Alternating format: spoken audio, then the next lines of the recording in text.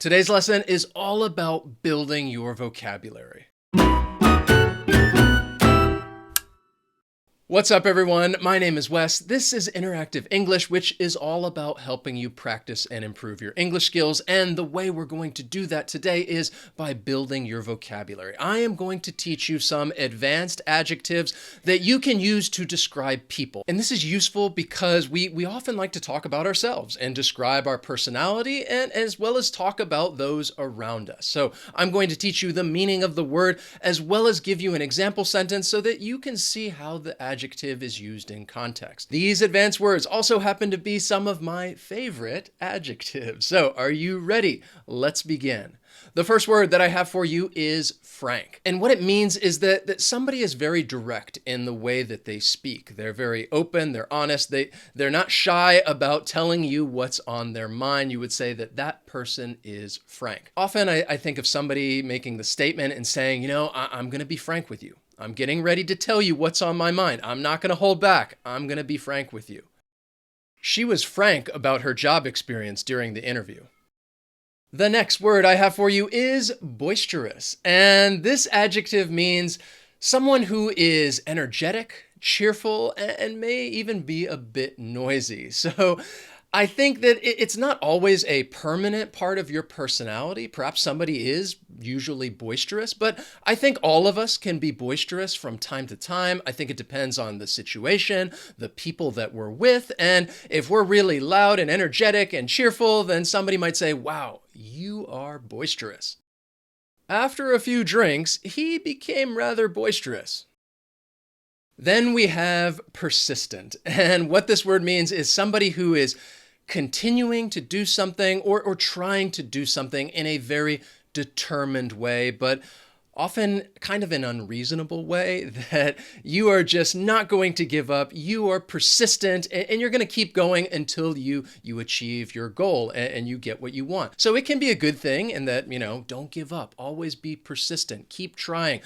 But it may also be a bad thing because if somebody is too persistent, that could get a bit annoying, and you might want that person to go away and you tell them, get the hell out of here, you persistent little. So keep that in mind if you're thinking about whether or not you should be persistent.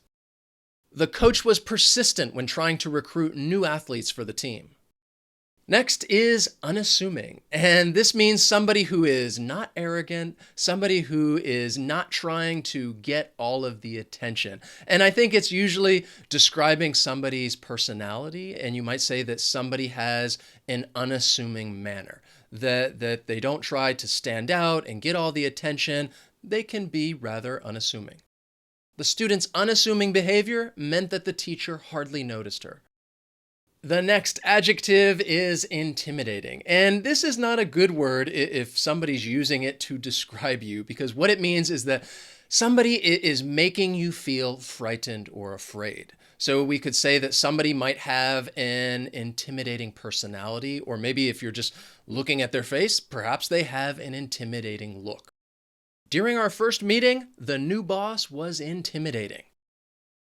The next word, and this is one that I really like, is pragmatic. It means that somebody is solving a problem in a sensible way, that you are taking a realistic approach in trying to solve this problem. So I often think of somebody who has a lot of common sense, who's very reasonable. You could say that they are pragmatic. I like to think of myself as being pragmatic, but I'll be frank with you, that's not always the case. The team was pragmatic in their approach to solving difficult issues. Then we have pretentious. Now, this is not a good adjective to describe another person because it means that someone is trying to appear smarter and sound a bit more clever than they really are. So I often think about somebody who might be talking about art or literature, and they're trying to pretend that they know so much. You could say that this person, they're being a little pretentious. He's so pretentious when he's talking about art, I can't stand to be around him. The next adjective is cynical.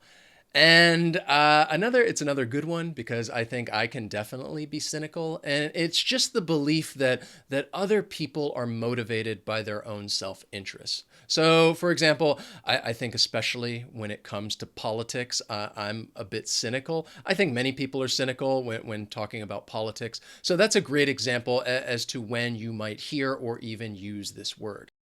She's always been so cynical when it comes to politicians.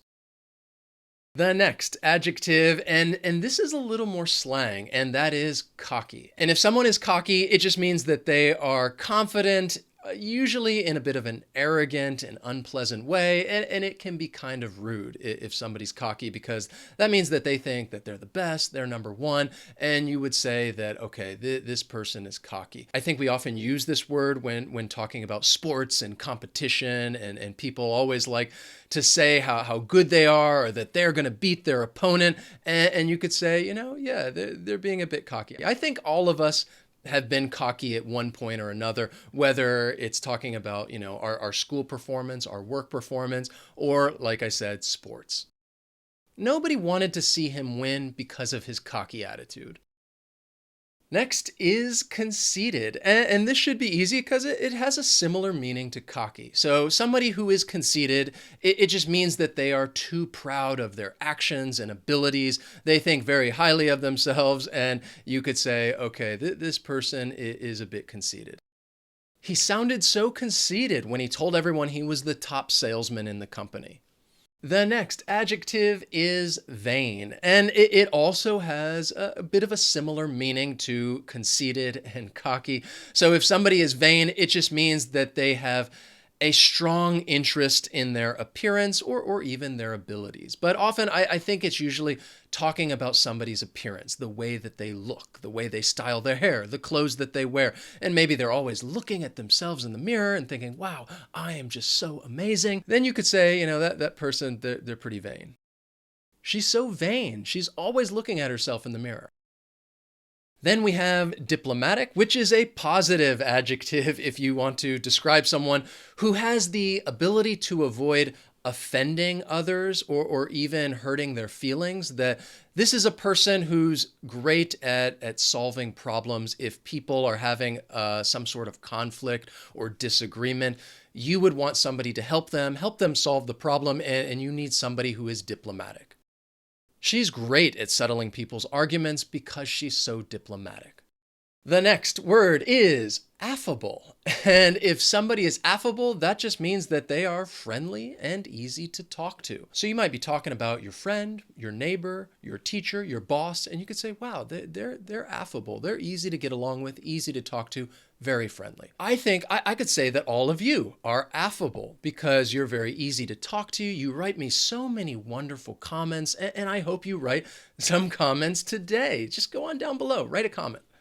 We just moved to the neighborhood, and the people next door seemed affable and welcoming. The next word is chatty. Now I think many of you might be familiar with this adjective because to chat to someone just means to talk. So if you're describing somebody and you're saying that they are chatty, it means that they are talking a lot and usually in an informal way. So if somebody's chatty, they'll pretty much talk to you about anything. When he's nervous, he becomes a bit chatty. Then we have one more word that I just wanted to give you, but this word is a noun. It's not an adjective, but it's also a word that can be used to describe someone, and that is a klutz. And if someone is a klutz, then that just means that they are very clumsy, perhaps a little foolish, a little awkward. I often associate it with somebody who's clumsy, and I think of a person who's always knocking things over or dropping things, and I think, wow, that person, they're a real klutz. So that's a bonus one for you because it's not an adjective, it's a noun, but it's one that I think we can all relate to because at one point or another, I think we've all been a klutz and, we've just been clumsy. So I want to be diplomatic in my approach, and I certainly don't want to be intimidating when I ask you to write to me in the comments and let me know which of these adjectives describe you. How would you describe yourself? Let me know in the comments. I just love hearing from you. I'm also going to be persistent and ask you again to hit that like button, especially if you learn something new. Thank you so much for watching, and I will see you next time.